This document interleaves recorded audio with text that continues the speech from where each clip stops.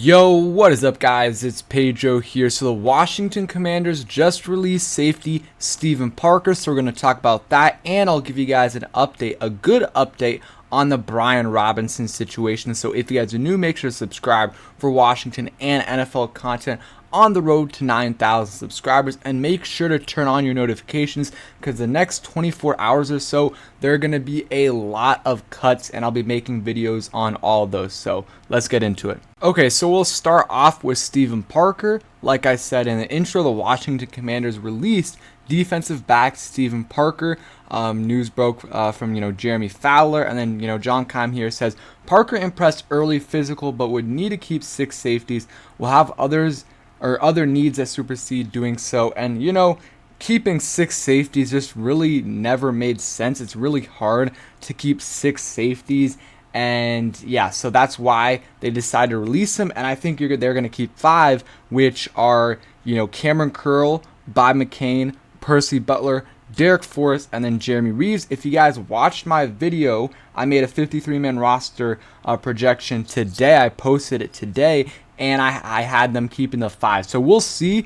Jeremy Reeves isn't a 100% lock, but I would say probably close to 90% at the moment with this Steven Parker news. But some people did think Steven Parker was going to make the roster, so it's not like he was people thought he was 100% not making the roster. I think I saw some roster projection. I think it was Ben Standig who had Steven Parker on the roster. And like Keim said, like that first preseason game, he was really, really good. He was probably their best defensive player, him and Daniel Wise. And I think that, if they can keep him on the practice squad, I think that's something that they would do because, injuries, of course, especially with this team, always happen. So they can, if he's on the practice squad, call him up, and he's a guy that it's a vet. He's played in the NFL before, decent amount of games. He's he would be able to go in there and play for you if needed. So that is something that definitely I could see happening. And he's a guy that had a really good. They signed him late too, and he played. In my opinion, he was one of the better late signings. Like he was better than DeJuan Neal, Devontae Bosby, Channing Stribling, I believe that's the name. Like he was better than all those guys. Released first, but I'm pretty sure those guys are going to be released as well. But here's a tweet from JP Finley, like the cornerback depth and safety, especially the cornerback depth, I don't like it. You got Jackson Fuller and Benjamin St. Juste. There's still some question marks there, but I think they'll be solid. But then after that, Danny Johnson, Corn Elder, and Christian Holmes, like, I don't know. I think I had them keeping 5 with Elder being on the outside looking in just because I think, no one's going to claim Corn Elder. Maybe someone will, but I just don't see someone claiming him and, giving up a roster spot for him. So what you can do, if you do want to keep 6 eventually, you can keep the 5, Johnson, Holmes, and then Fuller, Jackson, and Benjamin St. Juste.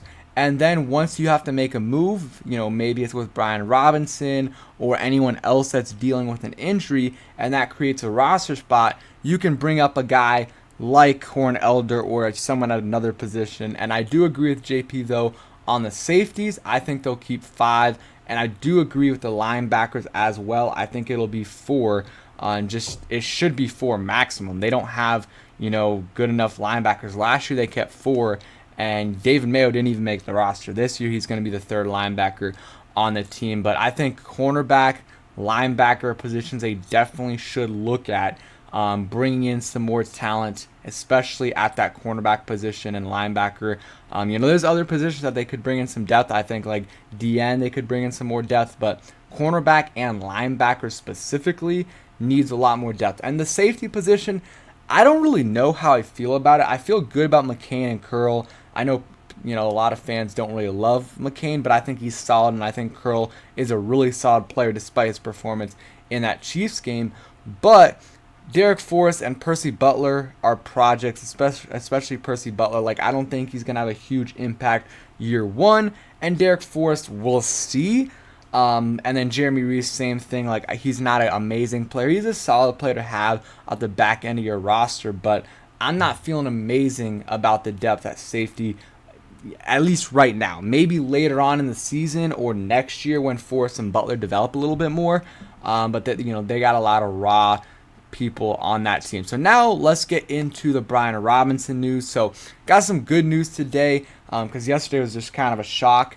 So I'll read this right here from Ian Rappaport. Commanders coach Ron Rivera says our running back Brian Robinson is in a really good place after being the victim last night in an attempted robbery. Some notes: could be released from the hospital today. He's doing as well as possible given the circumstances. So, of course, amazing news right there. And then John Keim says, Washington coach Ron Rivera said doctors are optimistic about Brian Robinson's recovery and his return this season, but this is a fluid situation. Team officials will talk to doctors later today to get a further update on his status. So, of course, the most important thing is that he's, okay. He's stable. He was stable yesterday. He's looks like gonna make a full recovery.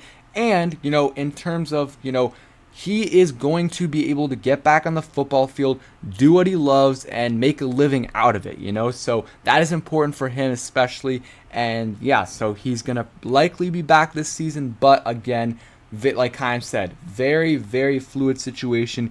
You don't know what could come up. So, some really, really good news when it comes to Brian Robinson. And, the players talked about it today about how much of a shock it was. Jonathan Allen, Terry McLaurin, Carson Wentz. So, and they all had great answers about, what happened, how they responded to it, how they supported him. So I really liked how, the Commanders in general handled this situation, because I think Ron Rivera went to visit Brian Robinson. Randy Jordan did as well. Jason Wright did, Tanya Snyder, Dan Snyder, and some other people as well. And, that's just good to see, good to support your players. And I'm, sure all the players on the team basically reached out to Brian Robinson. And, so that is good. I like the support that was shown by, the franchise to Brian Robinson, most of the fans as well, except for the fans talking about Gibson. Just that stuff was nonsense, because there was fans doing it, but a lot of, just normal NFL fans were talking about fantasy when the news first came out, which is just really disrespectful. But, overall, good news on Brian Robinson. And let's see, this is another quote. Rivera said after they hear from doctors later today, they'll determine whether or not to put Robinson on the non-football injury list. If they do that, he would miss the first 4 games. So we'll see if that happens.